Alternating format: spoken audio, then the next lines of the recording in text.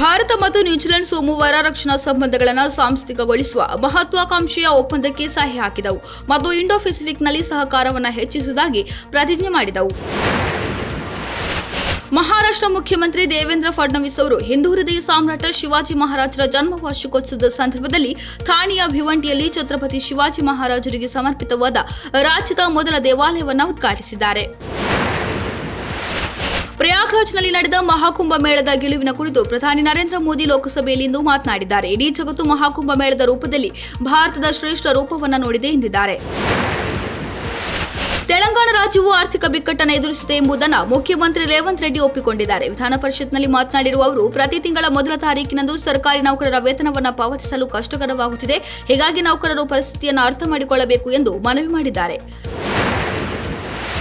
ಮಂಗಳವಾರ ಬೆಳಗಿನ ಜಾವ ಇಸ್ರೇಲ್ ನಡೆಸಿದ ಹೊಸ ವೈಮಾನಿಕ ದಾಳಿಯಲ್ಲಿ ಕನಿಷ್ಠ 300 ಜನರು ಸಾವನ್ನಪ್ಪಿದ್ದಾರೆ ಎಂದು ಗಾಜಾದ ಆರೋಗ್ಯ ಸಚಿವಾಲಯ ತಿಳಿಸಿದೆ.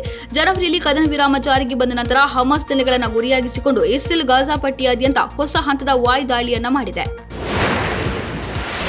ಭಾರತೀಯ ಹಿತಾಸಕ್ತಿಗಳಿಗೆ ವಿರುದ್ಧವಾಗಿ ಕೆಲಸ ಮಾಡುತ್ತಿರುವ ಜಾರ್ಜ್ ಸೋರೋಸ್ಗೆ ಸಂಬಂಧಿಸಿದ ಪ್ರತಿಷ್ಠಾನವಾದ ಓಪನ್ ಸೋರೋಸ್ ಫೌಂಡೇಶನ್ ಮತ್ತು ಆಮ್ನೆಸ್ಟಿ ಸೇರಿದಂತೆ ಇತರ ಸರ್ಕಾರೇತರ ಸಂಸ್ಥೆಗಳ ಕಚೇರಿಗಳ ಮೇಲೆ ಮಂಗಳವಾರ ಜಾರಿ ನಿರ್ದೇಶನಾಲಯ ಅಧಿಕಾರಿಗಳು ದಾಳಿ ನಡೆಸಿದ್ದಾರೆ.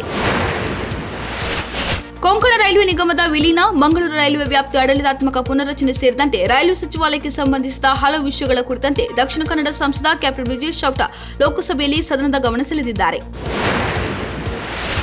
ಲಾಸ್ ಏಂಜಲೀಸ್ನಲ್ಲಿ ನಡೆಯಲಿರುವ 2028ರ ಒಲಿಂಪಿಕ್ಸ್ನಲ್ಲಿ ಬಾಕ್ಸಿಂಗ್ ಇರುತ್ತದೆಯೋ ಅಥವಾ ಇಲ್ಲವೋ ಎಂಬ ಕುರಿತ ವರ್ಷಗಳಿಂದ ಕೇಳಿಬರುತ್ತಿದ್ದ ಪ್ರಶ್ನೆಗೆ ಕೊನೆಗೂ ಉತ್ತರ ದೊರೆತಿದೆ. ಅಂತಾರಾಷ್ಟ್ರೀಯ ಒಲಿಂಪಿಕ್ ಸಮಿತಿಯ ಅಧ್ಯಕ್ಷ ಥಾಮಸ್ ಬಾಚ್ ಅವರ ಅಧ್ಯಕ್ಷತೆಯಲ್ಲಿ ಸೋಮವಾರ ನಡೆದ ಕಾರ್ಯಕಾರಿ ಮಂಡಳಿಯ ಸಭೆಯಲ್ಲಿ 2028ರ ಒಲಿಂಪಿಕ್ಸ್ನಲ್ಲಿ ಬಾಕ್ಸಿಂಗ್ ಅನ್ನು ಸೇರಿಸಲು ಅನುಮೋದನೆ ನೀಡಲಾಗಿದೆ. ಪಾಕಿಸ್ತಾನ ವಿರುದ್ಧದ ಮೊದಲ ಟಿ20 ಪಂದ್ಯದಲ್ಲಿ ಗೆಲುವು ದಾಖಲಿಸಿದ ನ್ಯೂಜಿಲೆಂಡ್ ತಂಡವು ಇದೀಗ ದ್ವಿತೀಯ ಪಂದ್ಯದಲ್ಲೂ ಜಯ ಸಾಧಿಸಿದೆ. ಈ ಪಂದ್ಯದಲ್ಲಿ ಪಾಕಿಸ್ತಾನ ತಂಡ 135 ರನ್ ಕಲೆ ಹಾಕಿದರೆ ಈ ಗುರಿಯನ್ನು ಕಿವೀಸ್ ಪಡೆ ಕೇವಲ 13.1 ಓವರ್ಗಳಲ್ಲಿ ಚೇಸ್ ಮಾಡಿದೆ. ಈ ಮೂಲಕ 5 ಪಂದ್ಯಗಳ ಸರಣಿಯಲ್ಲಿ 2-0 ಅಂತರದಿಂದ ಮುನ್ನಡೆ ಸಾಧಿಸಿದೆ.